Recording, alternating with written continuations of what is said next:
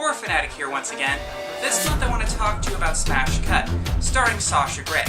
Now if you're looking for an unbiased opinion, you're not going to find it here. At least not today, as Smash Cut has three things that I happen to be a big fan of. First, it's low budget. There's something about a low budget film that I feel creates both creativity and devotion, as films are very hard to make, and the problems faced by a low budget film are only compounded.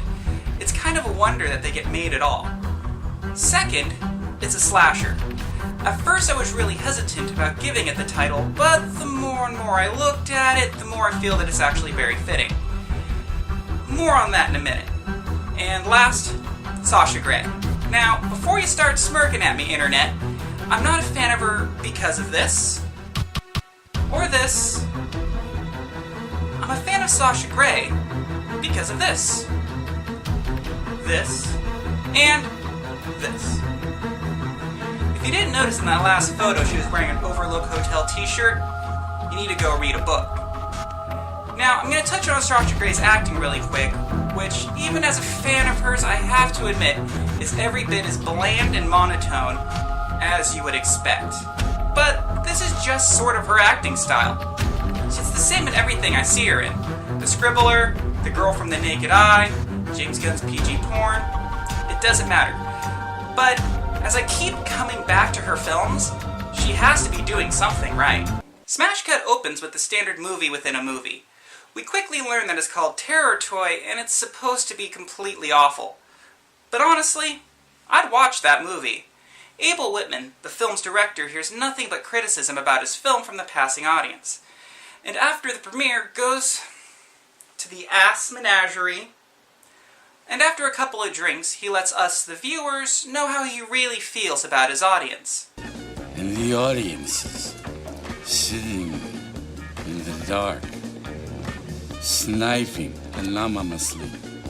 They should die before they get a chance to see the end of the film. They should die. Then Gigi comes and takes him backstage for a lap dance, and he films her for inspiration. Then the pair leave. Wait, this was made in 2009. Were people really picketing strip clubs in 2009? Because I remember 2009, and I don't remember that.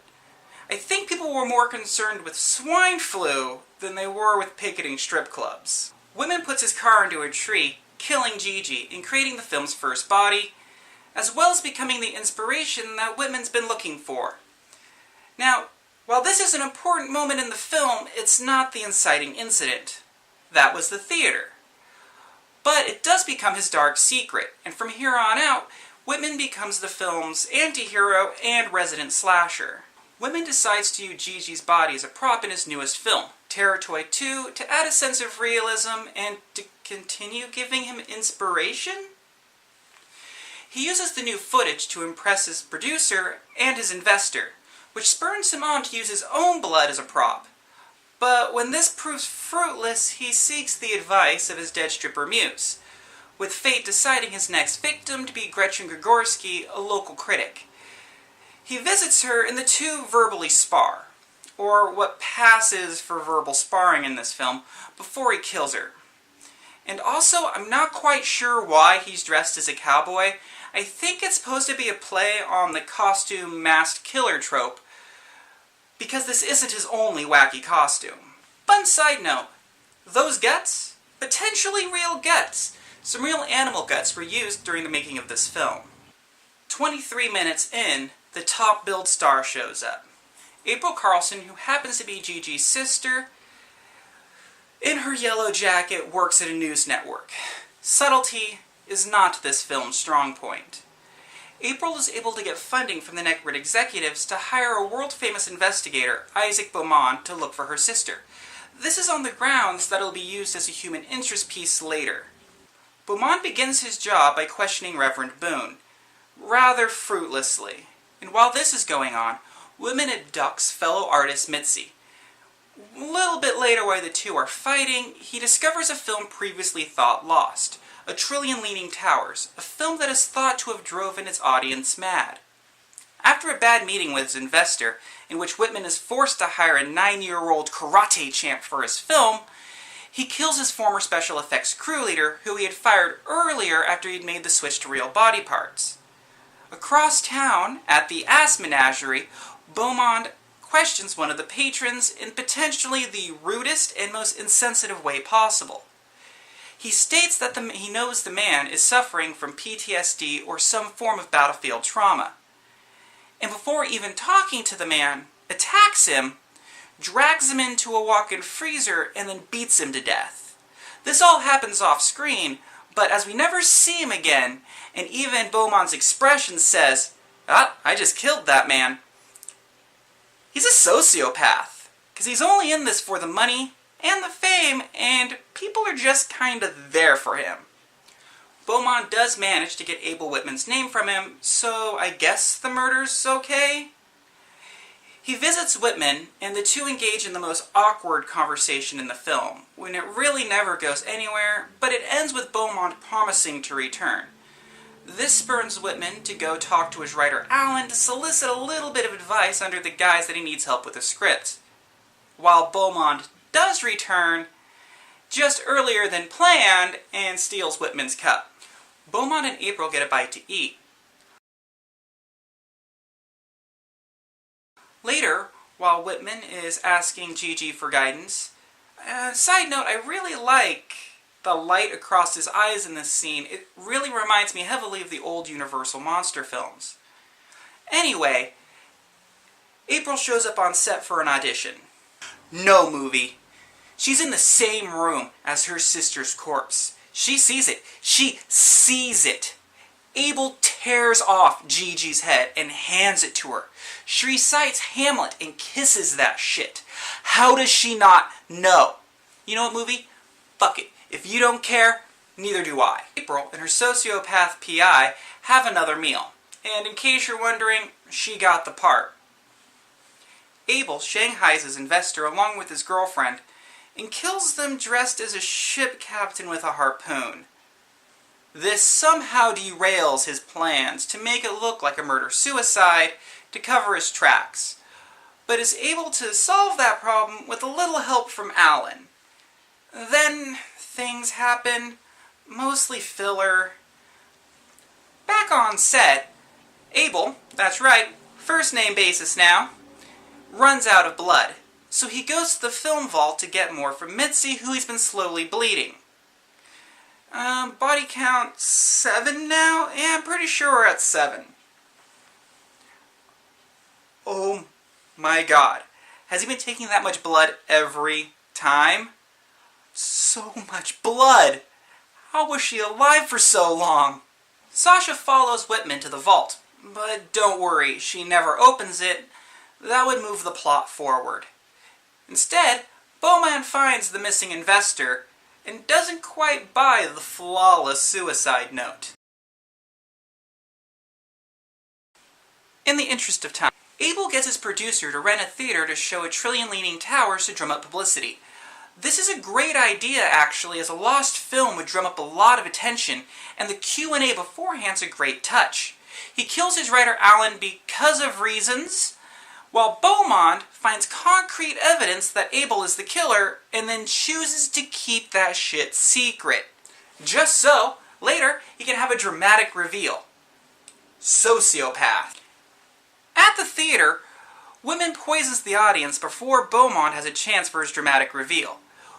Abel then flees, abducting April in the process, and Beaumont gives chase back to the set.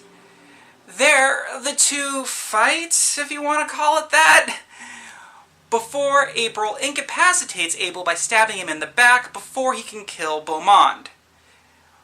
Abel then dies by speaking to Gigi's severed head as April shoots him in his own.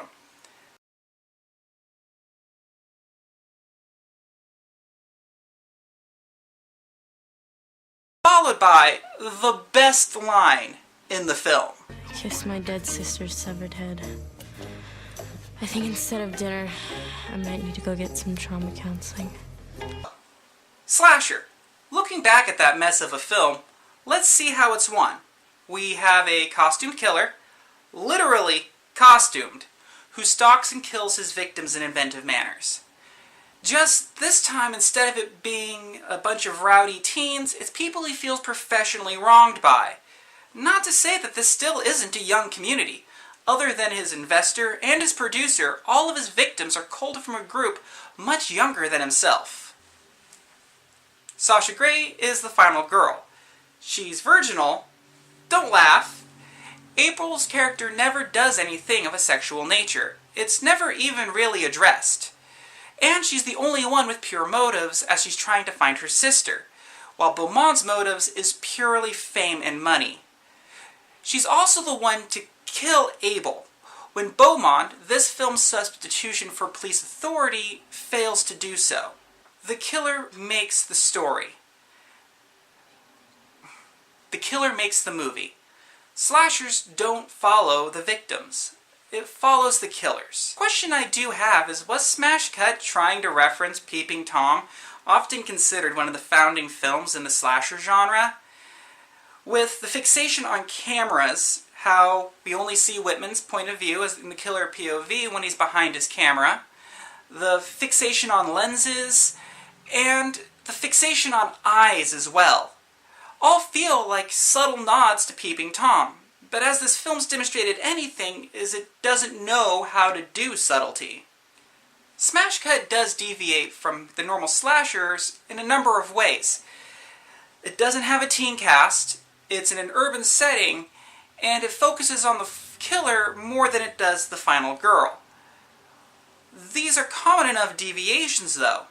Scream stopped having a teen cast after the first film. Nightmare on Elm Street takes place exclusively in an urban setting. And Final Girls never seem to survive within a franchise from film to film. Even Laurie Strode only survives to Halloween Resurrection. Admittedly, it's the 8th film in the series, but even Laurie Strode doesn't survive them all. The final thing I want to talk about is Beaumont, who is this film's substitution for police.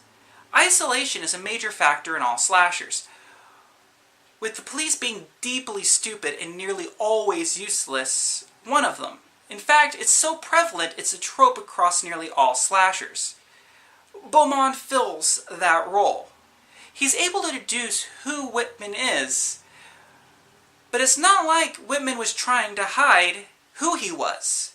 He was a connecting factor for all of the victims, and he never wears gloves. In fact, it's a bloody fingerprint that finally gives Whitman away to Beaumont. But he withholds that information, and Whitman kills a slew of people when Beaumont could have prevented that. Also, Beaumont fails at the end to stop Whitman. Final thoughts. Smash Cut is a really fun send-up of B-movies, and is an inventive slasher. It takes enough liberties with the standard format to differentiate itself from its peers, but not enough to be interesting. The inconsistent internal logic, the poor acting, and the paper-thin characters really holds back this film. I would recommend this film to fans of B-movies, but I wouldn't recommend it for fans of the slasher genre. For them, I would just recommend to stick with Peeping Tom.